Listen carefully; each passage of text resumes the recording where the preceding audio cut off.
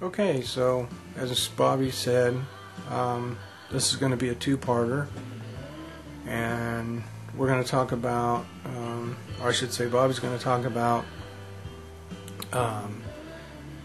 our manic experiences. So I guess I better hand it back over to Bobby, because he's better at explaining those kind of things. Just one quick note, I just want to say that if anybody's ever does a video reply, I'd love to hear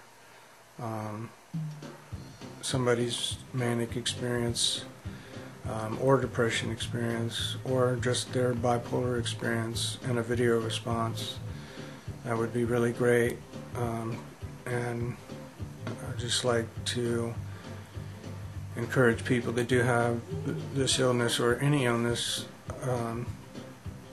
any mental illness, to share their experiences and post a video response. Okay, so back to Bobby and our wonderful manic episodes. Okay, I'm back, and before I began talking about our manic episodes, I just happened to be wearing one of my favorite shirts of one of my favorite cartoon characters, and I think it's kind of a reflection of my personality. So I'm going to show this to you real quick. I don't know if you can see it.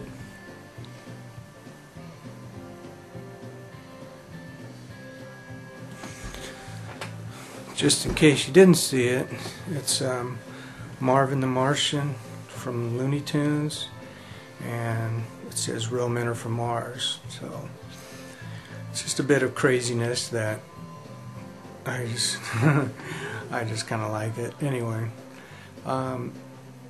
so talking about manic episodes, gosh, I've had so many. Just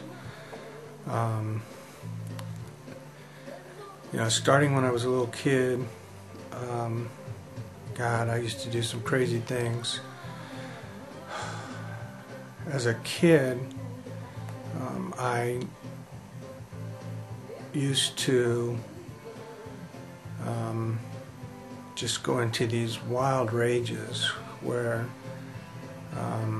I would have these temper tantrums that I'd go and scream and yell, and nobody knew what it was, but what it was just little psychotic breaks that I just couldn't control. And I guess I have to thank my mom, because she didn't stick me into some kind of mental ward or whatever, and she refused to allow. Of course, doctors back then, if you were a kid and you had these kind of things happening, everything was always ADD or whatever. And so they wanted to put me on Ritalin. I actually had a teacher. This probably still goes on today. I had a teacher that practically tried to prescribe Ritalin for me. And so my mom put me in a private school where they couldn't do it. Back in the 70s, they kind of had, teachers had that kind of power. So,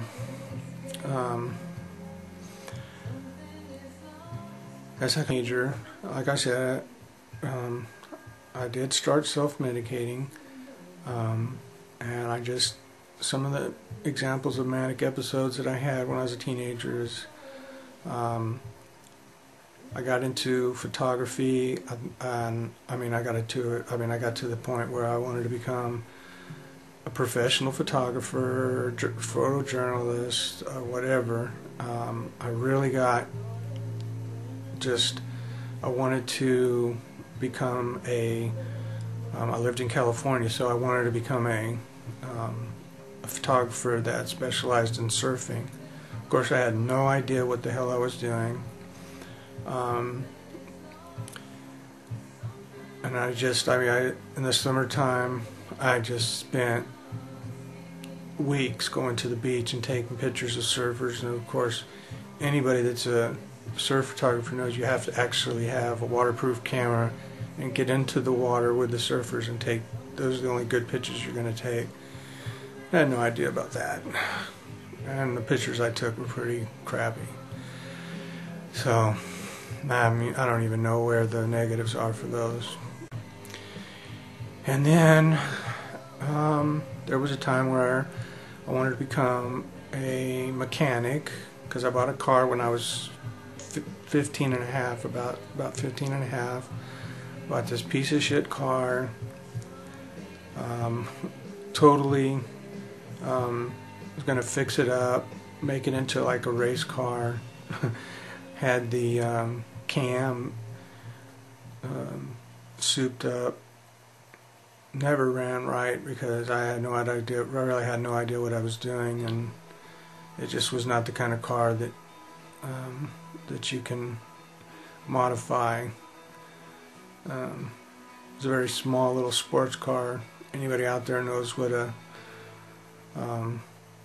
Fiat 850 is, they'll know that first of all, they're pretty much not such a great cars, and when they're old and decrepit like mine was, they need a lot of work besides just having a racing cam put into it. So that thing never worked right.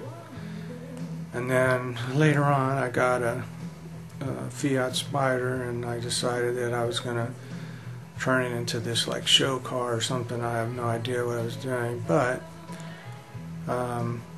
I did end up deciding that I wanted to become a body shop, or a body whatever you call them, working on cars, doing body work. And I was going to specialize in, you know, custom body work. Never happened. This one thing about Mania is that you get into these things and you stop. You just really stop.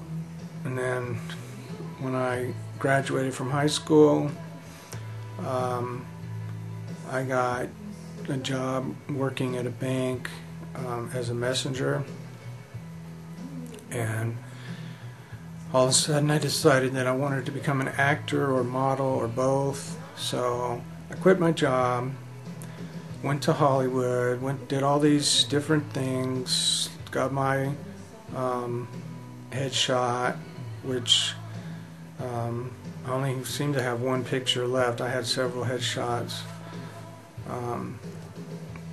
and that didn't last for very long. The rest of the stories will come in other episodes. So I guess that's pretty much it for part 2 of this video log. And I'll see you next time.